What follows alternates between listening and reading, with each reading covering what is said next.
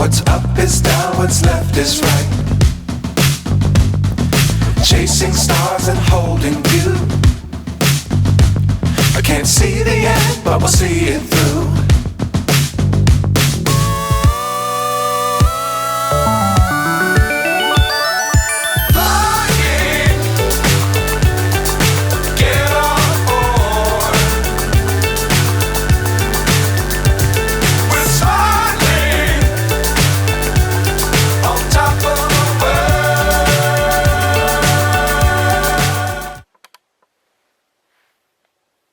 The Cat Club, from Jenny and the Cat Club, written and illustrated by Esther Everell. In the Captain's Tinker Garden, once upon a time there was a cat club. All the cats and kittens in the neighborhood were members, all but Jenny Linsky. Jenny Linsky was a small black orphan cat who lived with Captain Tinker. He had found Jenny in the streets where a dog was chasing her. No one knew where he had come from, and the captain took her home. He was very kind to Jenny. She had cream and chicken every night for supper. Her coal-black fur was soft and glossy. Her yellow eyes began to have a happy look. One day, the captain said to her, "You and I must be friends." That made Jenny's heart beat fast. But the captain gently added, "I think the little cat like you should go outdoors sometime and play." Lots of cats lived in the garden. Jenny had often heard the cat club singing after dark.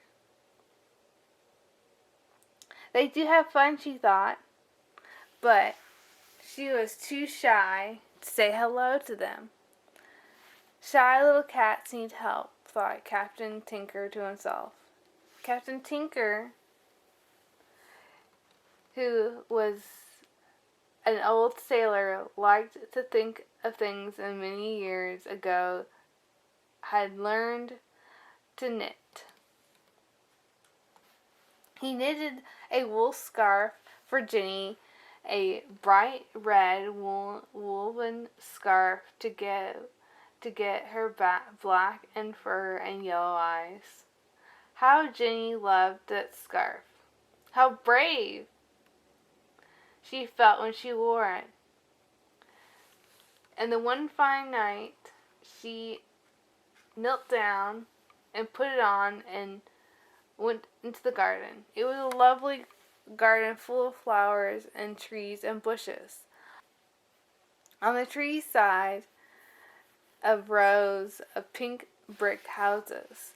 On the other side, there were tall board fences that kept the dogs away. Jenny and the captain lived in the brick house that was covered with ivy. Jenny crept softly through the grass. And found hiding places beneath the rose bush.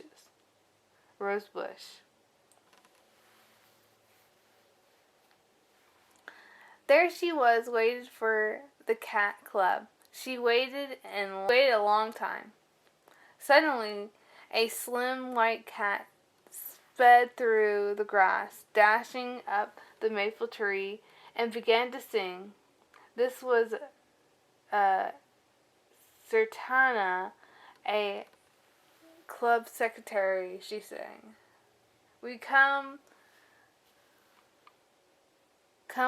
all ye cats and kittens, with your whiskers and mittens, come on to the Cats Club Jamboree." Mr. President came first. Mr. President was all well-fed cat who always wore a collar with his name and number on a tag. He walked slowly in front of the brick house and then took his place, the chair. He called it the meeting ground beneath the maple tree. The others came, and they came by one and two, by two from darkened doorways and others from tree board fences. They formed a circle in front of Mr. President.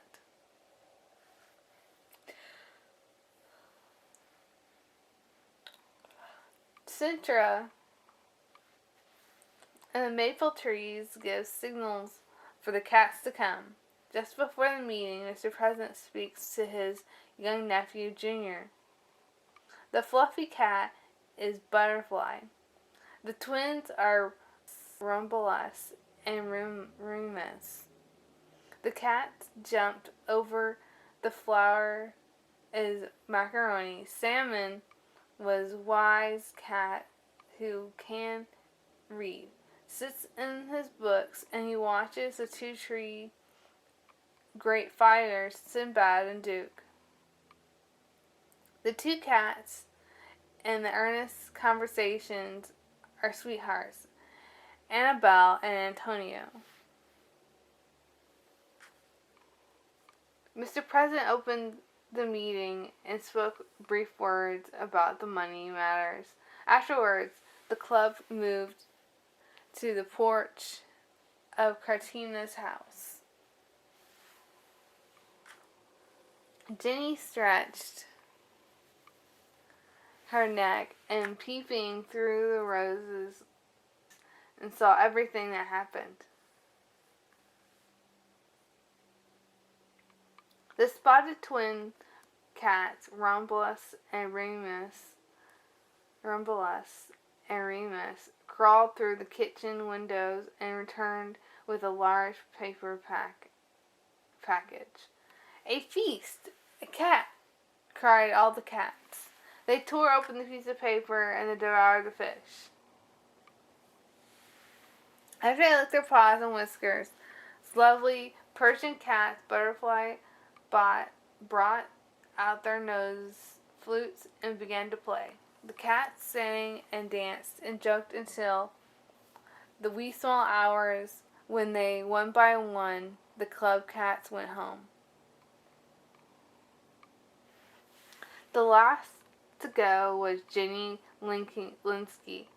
She had not dreamed the cats could have so much fun. Night after night she crept into the garden and watched the cats club from beginning to the rose bush. What a clever cat they are, sighed Jenny. All of them can do things. Look at Butterfly. She plays the nose flute. Look at Macaroni. He can dance with all his hind legs. And what can I do? Poor Jenny. There was nothing. She could do nothing. Poor Jenny. There was nothing that she could do. But she was content with watching others at their frolic and fun. She was content with watching their fun and frolic.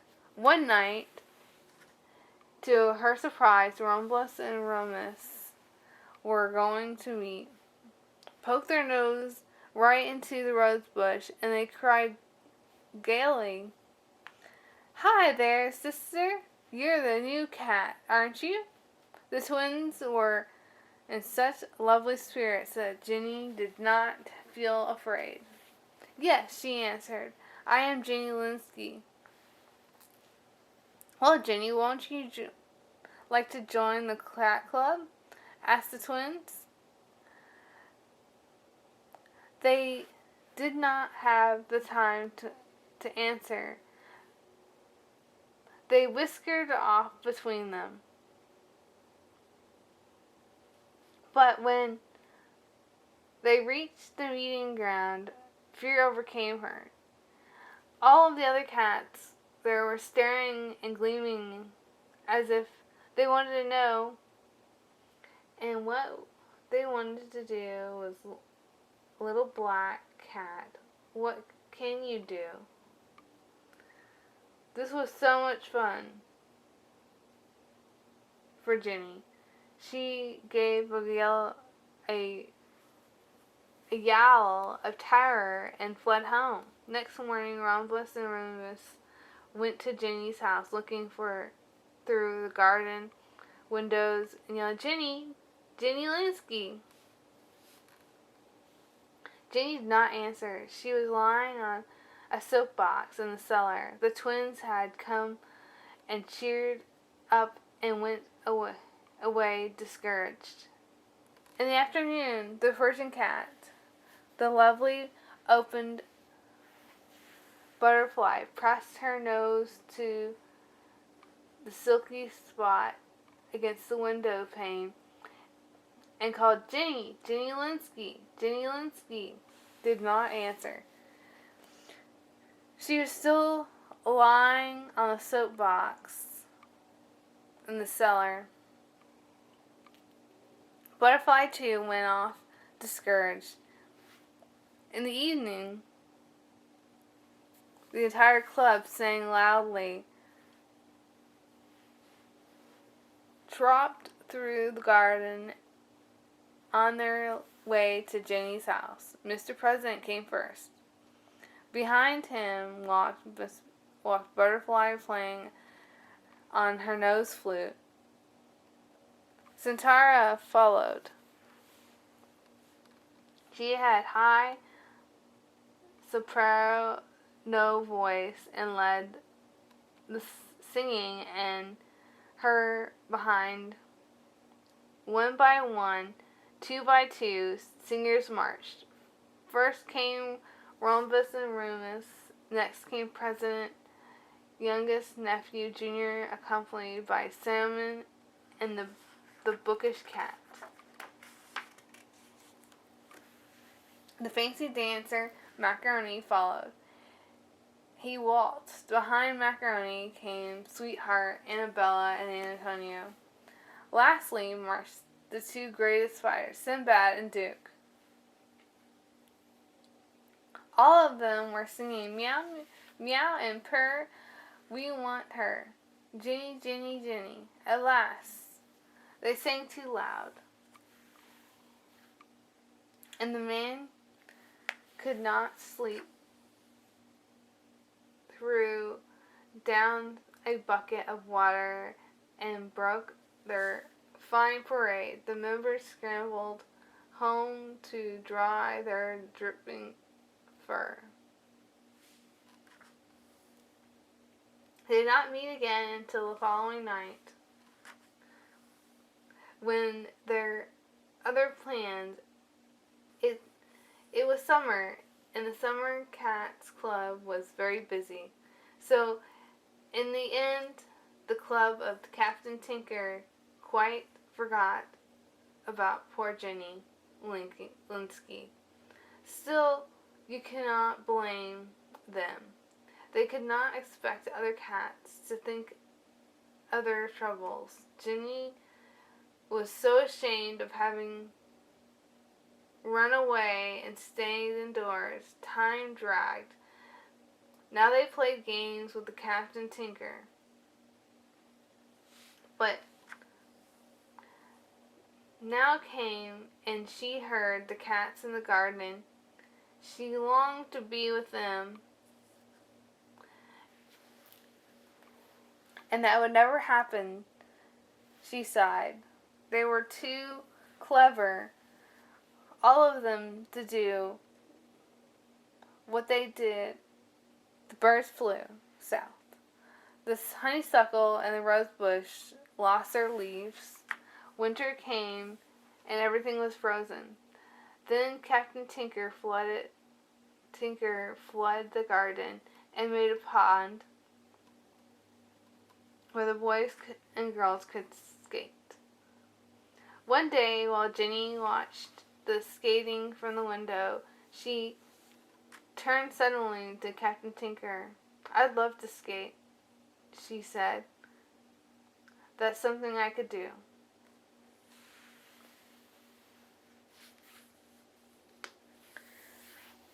Ginny was surprised, and the Captain Tinker did not answer. She went to him and put a paw upon his arm. "Captain," she said, "if only I could have some skates." Captain Tinker remained silent. He sat in his armchair, puffing his pipe and looking through this. Out of the corner of her eye, Captain watched her as she climbed up the stairs. Up the stairs, she hunted for her skates in the bureau drawer and then the skates shelves. She found nothing. In the night, while Captain Tinker was asleep, Ginny came down the stairs and searched downstairs in the closets. She ransacked the drawers where the Captain Tinker kept his fishing tackle. She found hooks and lines and corks, but no skates. In November, it snowed, the first snow storm Ginny had ever seen. All afternoon, she watched the snowflakes fall. But the garden was entirely white. Ginny stole outdoor and hunted into the drifts. She found snowflakes and shaped them like flowers and stars and spiderwebs, but no skates. "I'm glad I got to go outdoors, at least," said Captain Tinker. "Now we can see what we all see." Bright and early in the following day, the captain went to the workshop, into the cellar. He closed the door behind him, and he would not let Ginny in. All morning, she could hear him tapping with his hammer. The mysterious hammering and tapping went on for many days. On Christmas, Captain Tinker came to the window. On Christmas Eve, Captain Tinker came upstairs with something in his pocket. Ginny watched him as he lit a Christmas candle and pulled back the curtain. "The stars are out," said Captain Tinker, looking at the sky. And he took out his pocket for little. Could it be real? Ginny stared. She reached out and touched them. Oh, gently, with her paw. They were real. They were silver, and they were sharp, shiny blades. "Ice skates," she whispered. "Silver ice skates." "Oh, Captain!" Strapped the ankles on Ginny's paws. They fitted nicely. Her ankles wobbled for a moment, and then she felt steady. Captain Tinker tied them to the scarf, and they went into the garden. At the pond, she hesitated. Which paw goes first? She wondered. Then she stretched forth, and on her right paw she glided. Then, with her left hind paw, she shoved and glided further. She began to skim across the ice. It's a pretty sight to see skating with her red muffler streaming and her bright skates flashing in the moonlight. She figured 8 and glowing in stars. The Cat Club saw. They were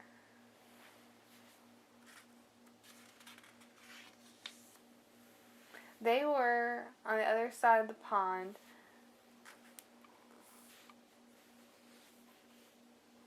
singing carols. Their mouths hung open, and their bulging eyes were fixed on Jenny Linsky. No one in their club had ever seen a cat skate. Suddenly, Rumplus and Remus cried, "Jenny! Jenny! Jenny Linsky!" And all the other cats, "Jenny! Jenny Linsky!" She glided towards them. Romulus and Remus dashed to meet her, and before they knew it, she was standing in front of Mr. President. "Mr. President," said Romulus and Remus, "we hope that this black cat, a friend of ours, will be asked to join the club." Mr. President looked at Jenny with his beady eyes. "What's your name?" he asked. "Jenny Linsky," she replied. "Where do you live?" "In the Captain Tinker's house." "Can you do anything?" he asked. "Can you do anything?" asked Mr. President. "I can skate," said Jenny proudly. "Yippity dippity," yippity, yippity, yip, yip, cried the other cats. When the cheering died down, Mr. President addressed the club, saying, "The question is, shall our distinguished guest, Miss Jenny Linsky, who can skate, be asked to join the cat club?" All the cats and their favor raised their front paw. Every member raised their front paw. All of the cats opposed to kick a left leg. All of the cats opposed kicking a left-handed leg. No one kicks a left-handed leg. Two cats went into the bush to count the votes, and they came back and whispered to President Mr. Ear. Mr. President, look. Satisfied. He turned to Jenny. "Miss Jenny Linsky, Mr. President, the votes are in, and we've counted.